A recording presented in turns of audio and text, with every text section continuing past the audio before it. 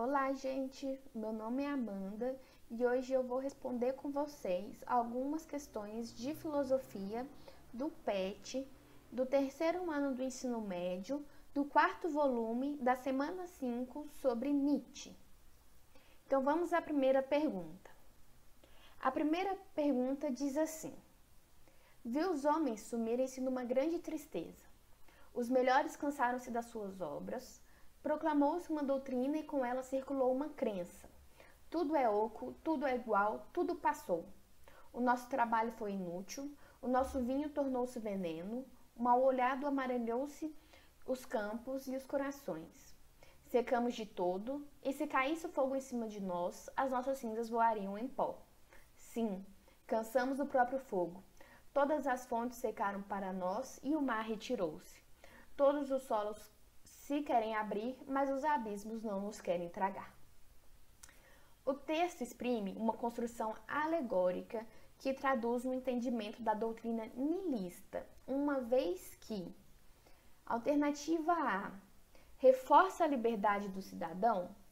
Não, o texto não está falando nada sobre a questão da liberdade. Letra B, desvela os valores do cotidiano? Também não. A letra C, exorta as relações de produção? Não também, né? O texto não está falando nada sobre a questão de produção. Letra D, destaca a decadência da cultura? Ou alternativa E, demonstra a alegria de existir? A gente pode ver que a letra E está errada logo no começo da questão, né? Quando afirma que os homens sumiram em uma grande tristeza, né? Então, a alternativa E também está errada. A alternativa correta dessa questão é a letra D, tá bom? A gente sabe que, do ponto de vista do Nietzsche, a partir do momento em que o cristianismo deixou de ser a única verdade para se tornar uma das interpretações possíveis do mundo, toda a civilização ocidental e os seus valores também foram postos em xeque. Então, nesse contexto, ocorreu uma escalada do niilismo que deve ser entendido como um sentimento opressivo e difuso, próprio às fases agudas do acaso de uma cultura. Então, o niilismo seria essa expressão afetiva e intelectual da decadência, tá? Então, a gente pode afirmar que o texto vai exprimir uma construção alegórica que traduz o entendimento da doutrina nihilista, uma vez que vai destacar a decadência da cultura, tá bom?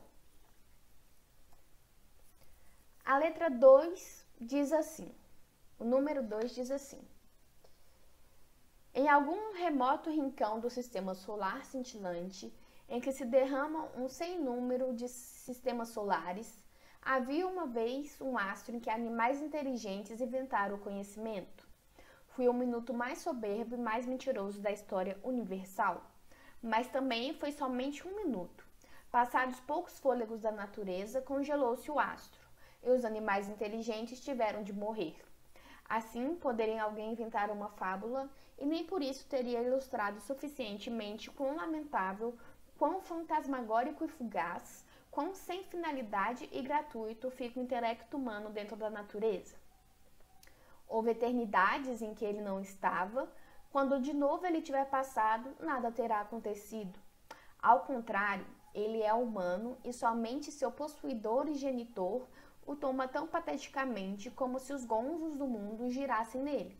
Mas se pudéssemos entender-nos com uma mosca, perceberíamos então que também ela boia no ar e sente em si o centro voante deste mundo. Então vamos para a pergunta.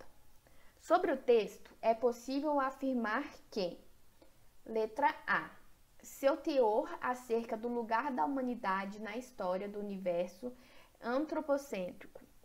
Errado, né? Essa abordagem feita por Nietzsche não conversa com o leitor de forma antropocêntrica, né?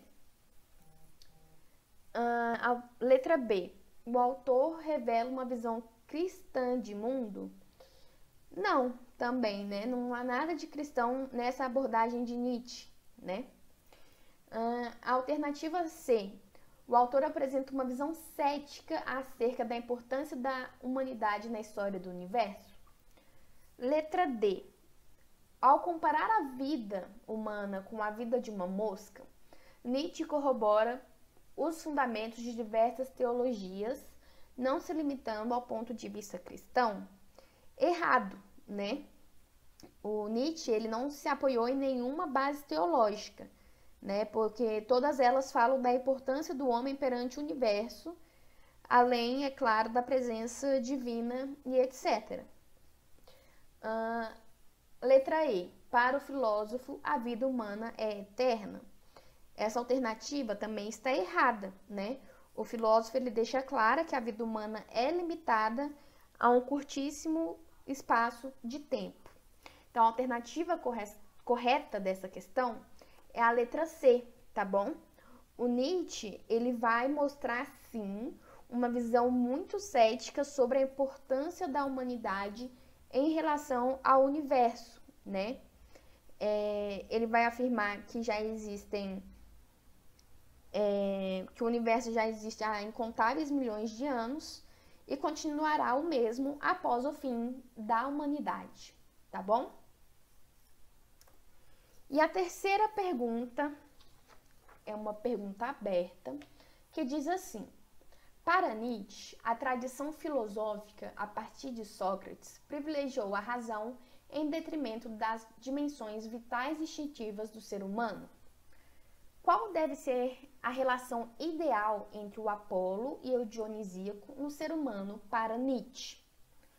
Bom, vocês têm que se lembrar que o pensamento de Nietzsche constatou, durante o período da Grécia Antiga, duas vertentes de força. Uma delas seria o Apolo, que vai representar a racionalidade, a medida, e a outra vertente da força, que seria o Dionísio, que vai representar as emoções e a desmedida. O Nietzsche vai apresentar o Apolo como o deus do sol, tido como deus do dia, da luminosidade, da razão, da clareza, da aparência, da ordem, da beleza, e em contraproporção em medida. E o Nietzsche, ele também vai apresentar o Dionísio como deus do vinho, da música, da exuberância, da alegria, da desordem, da desmedida, da noite, da fantasia, da vontade irracional e do ilimitado. Então, sabendo isso, Nietzsche vai, portanto, afirmar que a realidade do nosso mundo ela é composta pelo conflito, ela é composta por misturas, complexidades entre a ordem e a desordem. Então, o ideal, a relação ideal entre o apolíneo e o dionisíaco correspondem a dimensões complementares da nossa realidade, que, segundo o filósofo, seriam igualmente necessárias, tá bom? Então, essas foram as questões de hoje. Eu espero tê-los ajudados e é isso. Tchau, tchau!